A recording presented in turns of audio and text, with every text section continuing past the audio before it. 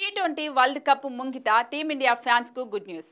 పొట్టి format లో జరగనున్న ప్రపంచ కప్ లో విరాట్ కోహ్లీ ఆడనున్నాడు. అంతేకాదు రోహిత్ శర్మతో కలిసి ఓపెనర్ గా బరిలోకి దిగనున్నాడు. టీ20 వరల్డ్ కప్ లో తాను ఆడే విషయంపై క్లారిటీ ఇవ్వాలని బీసీసీఐని కోహ్లీ కోరాడని, దానికి బోర్డు బదిలిస్తూ నువ్వు రోహిత్ తో కలిసి ఓపెనర్ గా ఆడాలని సూచించిందని రిపోర్టులు వెల్లడయ్యాయి. ముంబైలో జరిగిన బీసీసీఐ పెద్దల భేటీల్లో విరాట్ కోహ్లీని ఓపెనర్ గా ఆడించే విషయంపై చర్చ జరిగిందని ఒక మీడియా సంస్థ వెల్లడించింది.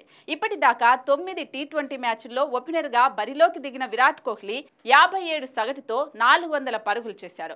అంతర్జాతీయ టీ20లో కోహ్లీ యావరేజ్ కంటే ఇది అధికం కావడం గమనార్హం.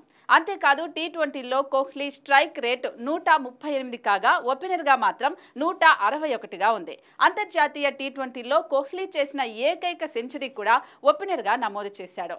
ఆసియా కప్ 2022లో ఆఫ్ఘనిస్తాన్ పై సెంచరీతో కోహ్లీ ఫామ్ ను అందుకున్నాడు. అయితే జూన్ 1 నుంచి వెస్టిండీస్, అమెరికా వేదికగా టీ20 వరల్డ్ కప్ ప్రారంభం కానుంది. ఈ ప్రపంచ కప్ కోసం మే 1లోగా అన్ని దేశాల బోర్డులు 15 మంది ఆటగాళ్లతో కూడిన ఒక జట్లని ప్రకటించాలని ఐసీసీ నిబంధన విధించింది. దీంతో ఏప్రిల్ చివరి వారంలో బీసీసీఐ సెలెక్టర్లు జట్టును ప్రకటించే అవకాశం ఉంది. విరాట్ కోహ్లీకి టీ20 వరల్డ్ కప్ జట్టులో చోటు దక్కడం కష్టమేనని ఐపీఎల్ ప్రారంభానికి ముందు కథనాలు వెల్లడయ్యాయి.